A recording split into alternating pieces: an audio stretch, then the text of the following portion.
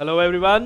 बेटा हम आज आपके लिए लेके आए हैं सीए इंटरमीडिएट ग्रुप 2 के लिए हमारी क्या स्ट्रैटेजी होने चाहिए उसके लिए एक छोटा सा वीडियो।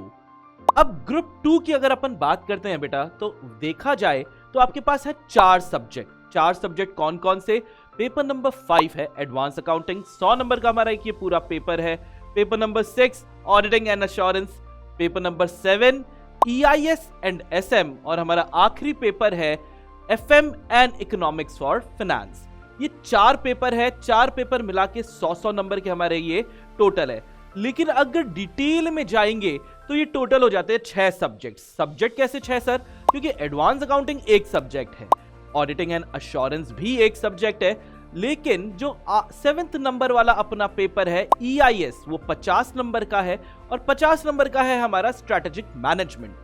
और वही अगर अपन पेपर नंबर 8 में आते हैं तो फाइनेंशियल मैनेजमेंट जो हमारा टॉपिक है, जो सब्जेक्ट है वो है 60 मार्क्स का एंड 40 मार्क्स का हमारा आएगा इकोनॉमिक्स। तो आइए इसकी अगर अपन एक स्ट्रैटेजी देखें, ये उन बच्चों के लिए एप्लीकेबल होगी जिन बच्चों का या तो ग्रुप 1 क्लियर हो चुका है अभी नवंबर 22 में और वो अब सिर्फ ग्रुप 2 देने वाले हैं, या ये वो बच्चे हैं जिनका दोनों ग्रुप रह गया लेकिन ग्रुप 1 बहुत कम मार्क्स से रहा है। मतलब सर हमारे इंडिविजुअल्स सारे क्लियर हो चुके हैं, हमें कॉन्सेप्ट आता है, एग्रीगेट नहीं बन पाई, ये वाली चीज है।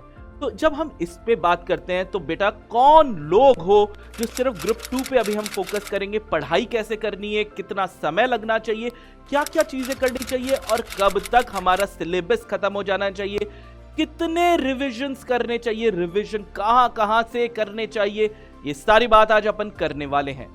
तो आइए सबसे पहली बात, ये बात आपको बहुत सारे टीचर्स ने बोली है कि इस बार आप लोग सुपर लक्की हो रखे हो। सुपर लक्की क्यों हो रखे हो? क्योंकि पहली बार ऐसा हुआ है कि ICAI ने CA इंटरमीडिएट का रिजल्ट CA फाइनल के रिजल्ट के साथ साथ दे दिया और वो भी इतना जल्दी दे दिया।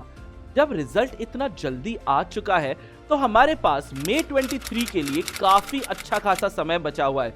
इनफैक्ट बेटा आज के दिन जिस दिन ये वीडियो बन रहा है उस दिन भी आप पढ़ने बैठोगे ना तो भी इतना सफिशिएंट टाइम है कि आपके दोनों ग्रुप की पढ़ाई हो सकती है। अगर आप यहाँ पे फोकस सिर्फ एक ग्रुप पे भी कर रहे हो तो हमारे पास इनफ टाइम है रिवीजन करने के लिए। लेकिन जब भी जो भी काम करना है वो एक टाइम टेबल बना के करना है। तो सबसे पहली बात, टाइम बहुत ज्यादा है, हमारे पास 3 महीने से ऊपर का समय है।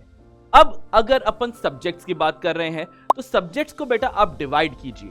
कैसे? ग्रुप 2 के अंदर हमारे पास 2 प्योर हमारे पास सब्जेक्ट है जो प्रैक्टिकल सब्जेक्ट है, जैसे एडवांस अकाउंटिंग और फाइनेंशियल मैनेजमेंट। 160 नंबर जो है हमारे प्रैक्टिकल में है और 240 नंबर जो हमारे हैं वो थ्योरी है। पेपर नंबर 5 अगर आप सिर्फ ग्रुप 2 दे रहे हो तो आप सबसे पहले भिड़ोगे पेपर नंबर 5 से, एडवांस अकाउंटिंग से। एडवांस अकाउंटिंग में फॉर्मेट बेस्ड आपके चैप्टर्स रहते हैं, आपको बहुत इजी लगेगा ये, और यहाँ पे नंबर भी बच्चों के बहुत अच्छे आते हैं। मेरा सजेशन आप लोग को हमेशा एक बात रहेगी, जब भी आप पेपर के लिए तैयारी कर रहे हो अभी आप क्या करो, क्या सर हम कोचिंग लें या ना लें? तो कोचिंग की गणित बहुत सिंपल है बेटा। कोचिंग की गणित क्या है?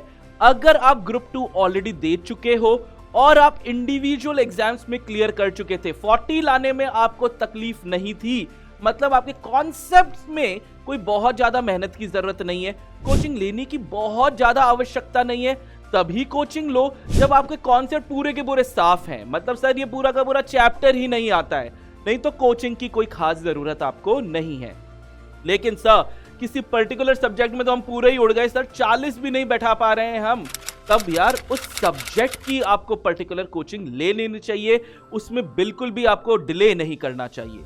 अब आई दूसरी बात कि सर हम रोज कैसे पढ़ें? रोज बेटा आप कर रहे हो एक फास्ट ट्रैक तैयारियां, तो जब फास्ट ट्रैक तैयारियां कर रहे हो तो जो 2 हमारे पास प्रैक्टिकल सब्जेक्ट हैं, एक एडवांस अकाउंट्स और एक FM, उनमें से रोज कोई एक सब्जेक्ट उठाओ, एक प्रैक्टिकल सब्जेक्ट उठाओ और उसके साथ एक थ्योरी सब्जेक्ट कंपलसरी आपको उठाना पड़ेगा। इससे हमारा दिमाग भी फ्रेश रहता है और दोनों चीजें साइमल्टेनियसली होती रहती है। टाइम आपके ऊपर है, आप किस तरीके से पढ़ना है, सुबह पढ़ना है, कोई लोग बोलते हैं सुबह थ्योरी अच्छी होती है शाम को प्रैक्टिकल करो, अरे टोटली आपके टाइम टेबल के हिसाब से चलेगा। लेकिन आपको करना क्या चाहिए, आपको 2 सब्जेक्ट से ज्यादा एक बार में भिड़ना नहीं चाहिए किसी भी चीज से। आप अगर पढ़ भी रहे हो तो प्रैक्टिकल एंड थ्योरी हम क्लियर करते रहेंगे। टारगेट वाइज की अगर हम बात करें तो सर अगर मेरे को सारे सब्जेक्ट्स करने हैं, मैक्सिमम कोचिंग लेके मेरा सिलेबस कब तक खत्म हो जाना चाहिए, तो बेटा कोचिंग लेके आपका सिलेबस मैक्सिमम टू मैक्सिमम 31 मार्च तक आपका सिलेबस खत्म हो जाना चाहिए। 31 मार्च में जब बोलूं, ये मैं बहुत धीरे धीरे कर रहा हूं आपको। अभी चल क्या रहा है, जनवरी चल रहा है, जनवरी, फरवरी, मार्च, 3 महीने, मतलब आप बहुत आराम से यहां पे आप क्या कर सकते हो, आप सिर्फ कोचिंग ले सकते हो और रेगुलरली उन्हीं सब्जेक्ट्स का रिवीजन कर सकते हो। इसके बाद हमारे पास पूरा का पूरा अप्रैल बचेगा। अप्रैल में बेटा अप्रैल से पहले आपके रिवीजन भी हो जाने चाहिए। आपके सारे पेपर्स जो आपके डीपीपीज वगैरह होती हैं या जो भी है प्रैक्टिस, डेली प्रैक्टिसेस, वो कंप्लीट हो जानी चाहिए। इसके बाद आएगा अप्रैल हमारे लिए सुपर डुपर इंपॉर्टेंट महीना है। अप्रैल में आपको क्या करना है बेटा, अप्रैल में आपको सिर्फ मॉक टेस्ट देने हैं। मॉक टेस्ट जो ICIB अपलोड करता है और भी हम लोग भी अपलोड करते हैं, बहुत सारे लोग हैं वो अपलोड करते हैं। सिर्फ आपको अप्रैल में राइटिंग प्रैक्टिस चाहिए। दिन में अपने को 2 पेपर दे देने हैं। अगर ये तैयारियां कर ली बेटा, शानदार नंबर आएंगे। दिन में 2, एक थ्योरी एक प्रैक्टिकल, एक थ्योरी एक प्रैक्टिकल। एक दिन में 2 पेपर दे दो, लेकिन जब भी पेपर देना है ना बेटा, पेपर दो, कोशिश करो पूरा का पूरा 3 घंटा टाइम मिला के पेपर आप दोगे। और जब आपने शुरू में ये पेपर्स देने की कोशिश की, तब आपको पता लग जाएगा, अरे ये वाले टॉपिक्स तो मेरे दिमाग से एकदम साफ हो चुके हैं, मुझे वापस से पढ़ने की जरूरत है। शुरू के 10 दिनों में आपको ये सारे टॉपिक्स की लिस्ट बन जाएगी जो आपको बिल्कुल भी नहीं आते हैं। अब आपको क्या करना है, आपको 7 दिन लगा के इन्हीं टॉपिक्स को रिवाइज करना है, इसको समझना है। चाहे वापस से आप कोचिंग में वो वीडियो देख लो अगर आपने ली है तो, या आपने बुक से सेल्फ स्टडी करके ये काम कर लो। इसके बाद वापस से अप्रैल में जब हमने वो टॉपिक्स का लिस्ट बना लिया कि अपने को नहीं आते थे और हमने उनको याद कर लिया है, फिर से एग्जाम देने बैठेंगे। लेकिन अब जब आप एग्जाम दे रहे हो बेटा, दिन में एक ही एग्जाम दे रहे हो। ये एग्जाम आइडियली तो आप दो 2 बजे से लेके 5 बजे के बीच में, क्योंकि यही हमारा टाइम रहता है जब सीए इंस्टीट्यूट हमारा पेपर लेता है। और पेपर एकदम पेन पेंसिल सब बढ़िया इकट्ठा करके टेबल चेयर पे बैठ के, गद्दे पे बैठ के नहीं, टेबल चेयर पे बैठ के ये पेपर दीजिए और टाइम रिकॉर्ड कीजिए। यहाँ पे आप नोटिस करोगे जो टॉपिक्स आपको पहले नहीं आते थे वो टॉपिक्स आ रहे हैं। साथ साथ में क्या हो रहा है, आपकी स्पीड बहुत ज्यादा शानदार इंक्रीज हो रही है।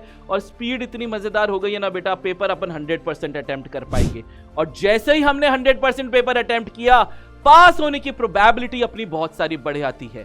ग्रुप 2 में बेटा ऑडिटिंग एंड एश्योरेंस या EIS-SM जैसे सब्जेक्ट्स हैं, जिसमें आपको क्या मिलेंगे, मल्टीपल चॉइस क्वेश्चंस भी अटेम्प्ट करने के लिए मिलेंगे। और उसकी बहुत अच्छी तरीके से तैयारी कहां से हो सकती है, ICAI ऑलरेडी अपलोड कर चुका है multiple choice question and case studies की बुकलेट्स। इनको डाउनलोड करो। मैं तो सजेस्ट करूंगा पहले ही आंसर देख के मार्क कर लो और सिर्फ रीडिंग मार लो, ताकि एग्जाम में ये क्वेश्चन आता है हम जल्दी से, आंसर तो सामने ही है, उसको अपन कर सकते हैं टिक। इस तरीके से हमारा पेपर पैटर्न वगैरह रहना चाहिए। हर चीज, हर चैप्टर के पीछे भागने की जरूरत नहीं है बेटा। जो इजी चैप्टर है उसको पहले करो, क्योंकि वहां से भी तो क्वेश्चन आएगा और वो क्वेश्चन में अपने नंबर बिल्कुल भी नहीं कट होने चाहिए। फिर धीरे धीरे डिफिकल्ट टॉपिक्स पे जाओ, और जैसे डिफिकल्ट टॉपिक्स पे अपन समय इन्वेस्ट करेंगे वो अपने लिए बन जाएंगे इजी टॉपिक। तो ग्रुप 2 के लिए आपकी यह स्ट्रैटेजी रहनी चाहिए। Thank you.